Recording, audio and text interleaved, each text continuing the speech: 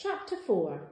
Farmer Llama's petting zoo and garden centre had been at the end of the village, not too far from our house since the olden days.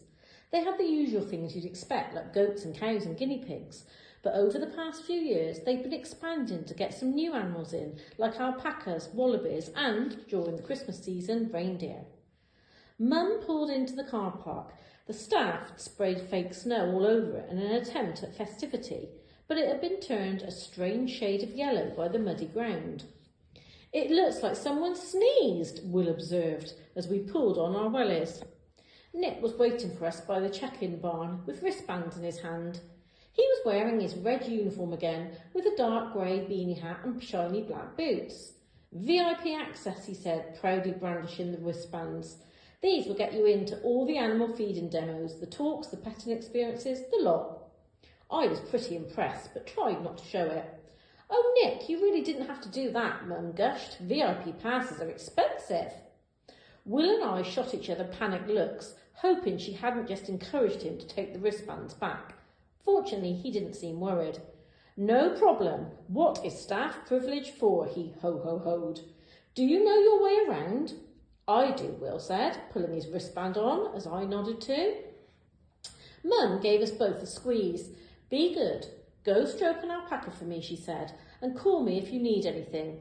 We'll be fine." I let go at last. "Go save the dog." "It might be too late to save the phone," she sighed, before waving and getting back into the car. Nick stood with us as she pulled away. "Shall I get you through security?" he asked once she was gone. He led us through the staff-only entrance, skipping the queue and going straight into the farm park. The place was half-heartedly decorated for Christmas. There were wreaths randomly scattered about, along with a few wooden snowmen, and a two-dimensional sleigh painted onto a large piece of plywood. But it was mainly the same farm I remembered from all the school trips, except with lots of fairy lights. It wasn't a bad place to visit, exactly, just a bit tired-looking. "I have to go to feed the reindeer," Nick said, checking his watch. "I'll be over past the Wallaby Walk if you need me." "Thanks," Will said, eager to get away. "Come on, Harps. See you later, Nick." I followed Will across to the small animal barn, where there was a guinea pig city. Our wristbands meant we could avoid the queue and go straight over to a member of staff who was supervising cuddling the piggies. The supervisor was wearing a green bobble hat. "Ooh, gold passes," she said when she saw our wristbands. "Here, have a hold of Wingus and Dingus."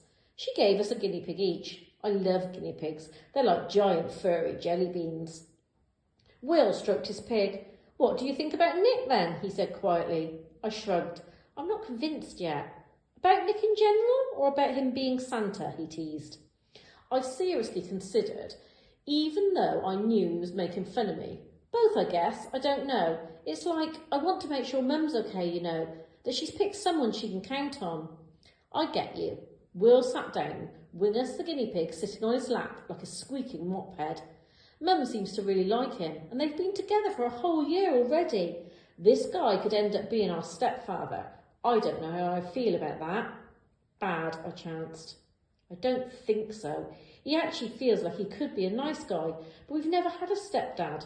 Where would he fit?" Will looked around the barn as if searching for a shelf space to put Nick. "It's weird that we didn't pick him, and yet he's in our house," I said. "Yeah." Will lifted Wingus into the air to look him in the eye. He sighed. "You know when you're at school and the teacher pairs you with a kid you don't like, and you can't argue about it? It's like that, sort of. Except I don't dislike Nick. Not yet, anyway." He gently lowered the guinea pig. It's always been the three of us in our family." "I know." I gave Dingus' head a little stroke. "But they might break up anyway. We shouldn't worry too much yet." "True. Want to get to see some lizards?" We managed to see a lot of the farm because of the wristbands Nick had given us. I even got to feed the meerkats, which was fun until one of them tried to climb into my welly boot. "Oh, no, you don't," the meerkat keeper said as she lifted it back out. "Sorry about that, kid."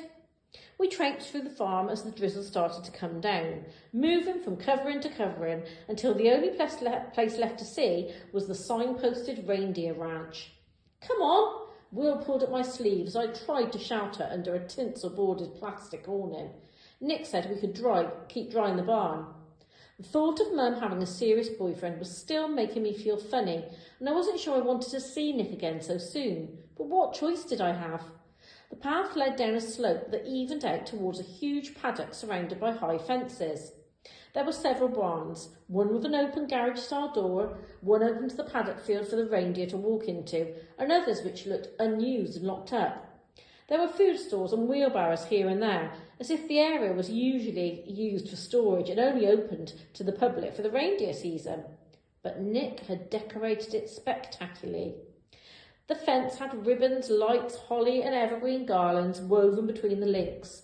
There were fence posts skillfully painted to look like candy canes, baubles on the trees surrounding the paddock, glitter in the bushes and the sound of Christmas carols floating through the air. They must have been playing from some hidden speakers. The reindeer were grazing in the paddock, all of them with fuzzy antlers and wearing red leather harnesses with bells on. And amongst them, walking between the animals, holding a bucket of feed, was Father Christmas. The bottom fell out of my stomach.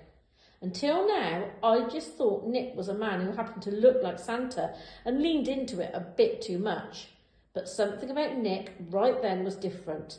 There was no polite stance to his walk, no awkward friendliness. He looked determined and knowledgeable as he scratched one of the reindeer behind his ears and gave another one a treat.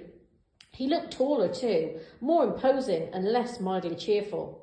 There was a seriousness to his movements with the reindeer and also a bright sparkle in his eyes that hadn't been there before. Right then, I had the thought, what if he really was Santa? "Good girl, Starlet," we heard him say as one of the deer trotted over, shaking her head so the bells she wore jingled. Will looked at me. "Okay," he said.